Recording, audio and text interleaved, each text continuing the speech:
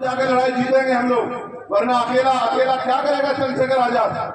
गौर करो, गांव से जाने वाली बारातें देखी आप लोगों ने? जब पहले बारात जाती थी तो बस खड़ी हो जाती थी, तो गांव के जो जिम्मेदार समझदार लोग होते थे वो बस में जाके बैठ जाते थे, जबकि उनको पता है कि 2 घंटे बाद बस चलेगी।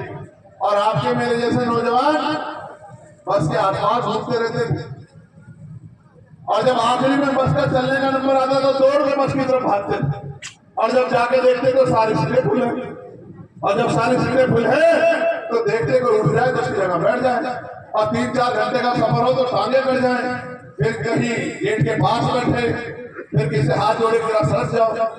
तो अगर समझदारी दिखा के पहले ही अपनी कुर्सी पकड़ लो तो फिर ये दिन थोड़े देखना पड़ेगी कहीं ऊपर दीवार पे चढ़ना पड़े, कहीं उधर दीवार पे चढ़ना पड़े। समझदारी तो दिखानी पड़ेगी, दिखानी पड़ेगी।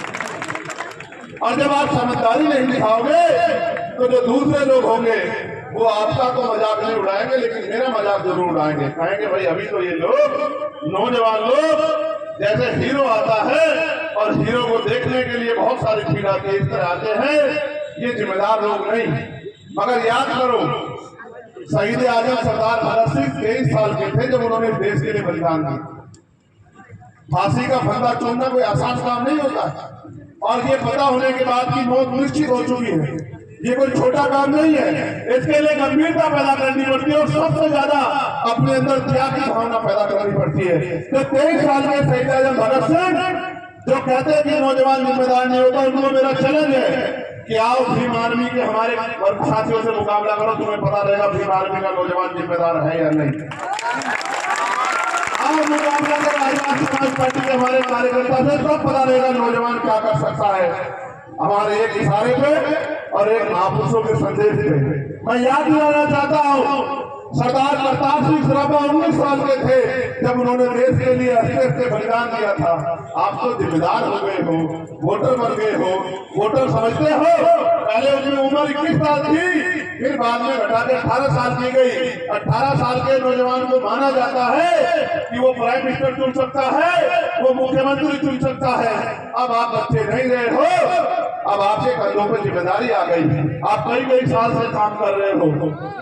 जब आप घर से निकलते हो ये नीला पटका पहन के, तो माँ के मन में सपना पैदा होता है कि जिस तरह से दूसरे लोग सत्ता में बैठ के राज कर रहे हैं और अपने लोगों के लिए अवसर प्राप्त दे रहे हैं, कल हमारी औलादें भी सत्ता में आएंगी और हमारे टूटे हुए मकान को पक्का बनाएंगी।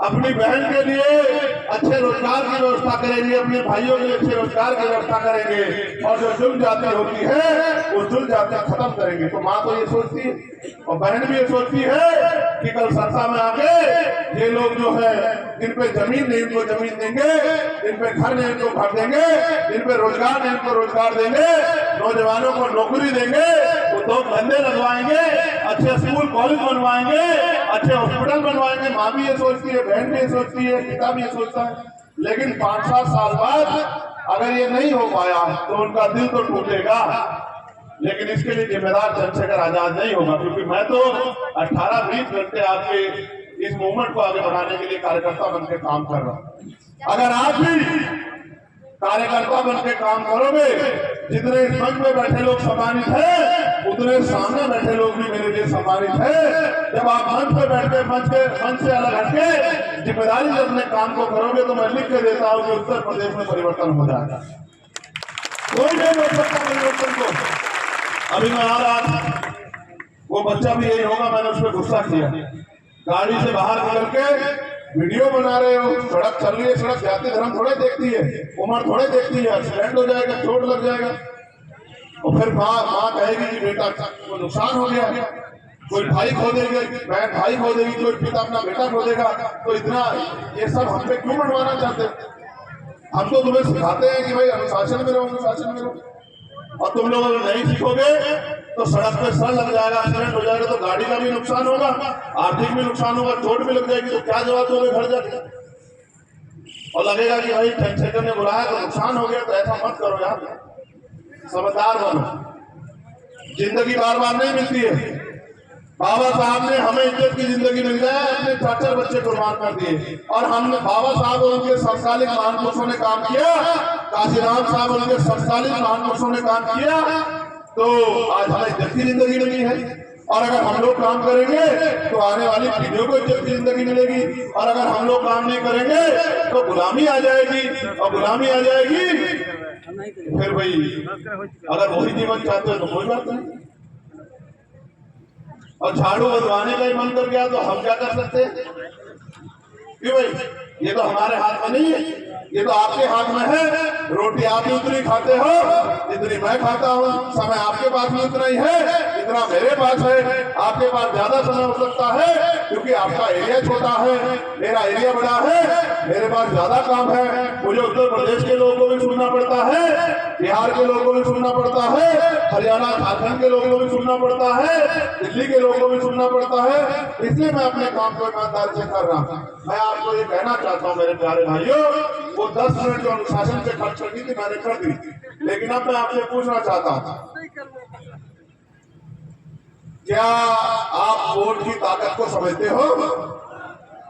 कितने लोग समझते? जरा हाथ खड़ा करो, नीचे कर लो। अगर वोट की ताकत को समझते हो तो ये बताओ कि अगर वोट का प्रयोग करना नहीं सीखे तो फिर क्या ताकत बन पाएगी? नहीं। देखो, वोट आसानी से नहीं मिली।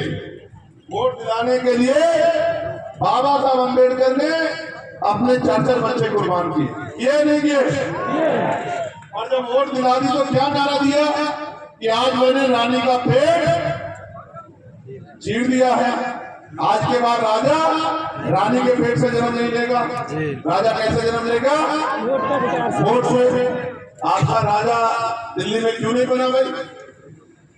क्यों नहीं बना? उत्तर प्रदेश में तो 4 बार आपका राजा बना, लेकिन देश में क्यों नहीं बना?